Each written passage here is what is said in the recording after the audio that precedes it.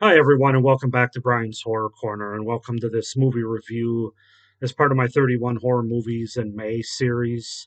Today, we're going to go ahead and review definitely more of a thriller movie that I picked up from Scream Factory, and that's the movie Sacrifice, which came out in 2016. So, obviously, I hadn't seen this movie before. I picked it up for a pretty good price on eBay. And yeah, I have a Blu-ray and DVD combo pack here of Sacrifice. So definitely a thriller, not a horror movie. So let's just go ahead and get into it, starting with the setup and the premise. So Sacrifice is a 2016 American thriller film that was written and directed by Peter A. Dowling and stars Rhoda Mitchell and Rupert Graves. It was filmed in Ireland and Shetland in the United Kingdom and New York City. The film is based on the book Sacrifice by Sharon Bolton. So basically, the film opens with Tori Hamilton, who's an obstetricianist who moves together with her husband Duncan to the remote Shetland Islands, 100 miles off the northeast coast of Scotland. Deep within the soil around her new house, Tora finds a body with a girl with runes carved in her skin and a gaping hole in her chest where her heart once was. Ignoring warnings to leave the body alone, Tora uncovers frightening connections to an ancient legend. An ancient legend. So yeah, that's pretty much the setup and the premise. There's not really a whole lot to say as far as setting up this movie. Cast wise, obviously we have Rada Mitchell as Dr. Tori Hamilton, Rupert Graves as Duncan Guthrie, Ian McElnerner, uh, Hinney, Ian Eleni as D.I. McKee. That's as best I can do. David Robb is Richard Guthrie. Liam Carney is Mr. Gray. And Joanne Crawford is Sergeant Donna Tulloch, I believe is how it's pronounced. So yeah, that's Sacrifice. I have to be honest, this movie was a little bit of a letdown from a horror standpoint anyway. I think I will be taking it out of my horror collection and probably, I do think I'll keep it because I definitely want to give it a rewatch, but I think I'll put it with the rest of my genres of DVDs and Blu-rays because it definitely doesn't belong in the horror movie aspect, in my opinion. So a little disappointed in it from that standpoint, but let's just go ahead and get into it.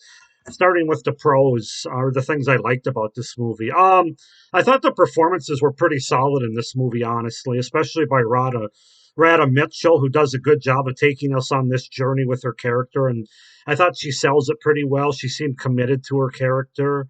But really overall, I thought all the acting was good in this movie. There's some absolutely gorgeous imagery related to the setting of this movie. Great sunsets and great views of the island, etc. Yeah, it's a very good looking, I should say, well shot movie, good cinematography. I'll also say that it is an interesting idea for a thriller or a horror movie that it's kind of been explored a couple times in a sort of a different idea, but sort of the same as well. I'll get into that a little bit more later. Um, but I thought it was an interesting idea that a group of people who are doing evil things that are in their view are necessary or not that big of a deal compared to what the rest of society or the rest of the world might think. Um, and also, I thought the characters there's a little bit of good development among the characters in terms of backstory, especially with Tora's character or Rhoda Mitchell's character, I should say, of Tora and her husband. But there's just enough backstory to them where I feel like it's easier to follow and get behind them in some cases, at least some of the characters. So yeah, there's not a whole lot to say. I mean, overall, if it's a movie that if you're not looking to be scared, you just want to watch kind of an interesting, unique movie with some pretty good performances, then this might be a good movie to check out. If you're looking for a horror movie or a thriller that's going to scare you somewhat, then I'd probably stay away from this one.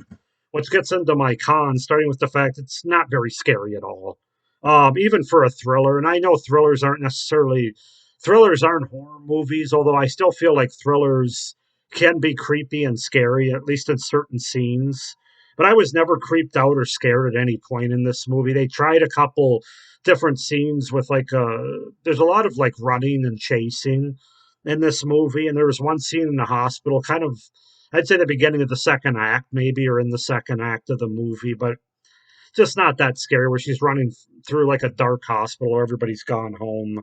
Somebody's chasing her. That's about as close as they got to any kind of scares. And even that was a few miles away, in my opinion. The plot of what's going on in this movie also is pretty obvious and predictable pretty early on in the movie, honestly. Once you meet the characters on the island, it's pretty obvious, at least it was to me, as far as what's going on. I was never fooled or taken aback by any of the twists that they try to give us later in the movie. Overall, it's just kind of a generic thriller movie with no real shocking twists or turns. Kind of a paint by numbers thriller movie, if you will. They don't really do anything to reinvent the wheel or anything terribly different or creative, other than the idea is kind of different compared to a lot of horror thriller movies. Clearly, this movie, and it even says this on the back in one of the review, a modern day reimagining of Robin Hardy's cult classic, The Wicker Man. Um, that's by thelinkandcode.com. I don't even know if those two are in existence anymore, but after that statement, they probably shouldn't be. This movie's, I can see where they're making the comparison to The Wicker Man, especially in terms of like a remote island and a cult of people doing bad things and trying not to be discovered. But that's about where the comparisons end. The Wicker Man is brilliant, the way that film was presented, the story of it, the twists and turns worked as well as any horror movie, and that was a horror movie. It was, even though the scariness of that, well, I don't want to get into a tangent here, but this is not The Wicker Man. Like I said, there's a few comparisons that I can see as far as occultiness, as far as a remote island out near Britain, or overseas and great towards Great Britain, Scotland in this case. But that's about where the comparisons end. They tried to make it a modern day sort of take on the Wicker Man, but not nearly as good, nearly as scary, or nearly as compelling. So other than those things, though, it's right there with it. So anyway, that's pretty much what all I've got for Sacrifice. Not a particularly long review because there's not really a lot to say about this movie. She does a good job. The cast does a good job, but it's a paint by numbers thriller that's not scary at all. It does have some beautiful imagery though in it, some well shot cinematography in the movie. But other than that, if their goal is to make a modern day Wicker Man, they failed big time in my opinion, just from a horror and scary standpoint. So like I said, I'm not going to get rid of this movie. I definitely want to give it another watch, but it is going to go outside of my horror collection and more into my thrillers and maybe even. I'm trying to think what other genre it might fit in. Not really a drama, I guess thriller. I'll put it over there with Seven, although Seven is creepier than this movie for sure, and even The Hand That Rocks the Cradle. But it definitely doesn't belong in my horror collection. So because this is a horror channel and I'm reviewing things as sort of a horror, creepy, even for thrillers standpoint, I'm going to give this movie a 6.5 out of 10. It's a well-made movie. It's a well-acted movie. It's not a complete dumpster fire, but from a horror and thriller standpoint, something that's going to scare you. I have to dock at several points for that. So 6.5 out of 10 for Sacrifice. If you're in the mood you want to see kind of a unique idea, but not a scary thriller, then check it out sometime from 2016. But yeah, 6.5 out of 10. Go ahead and comment down below if you guys have seen Sacrifice from 2016 with Rada.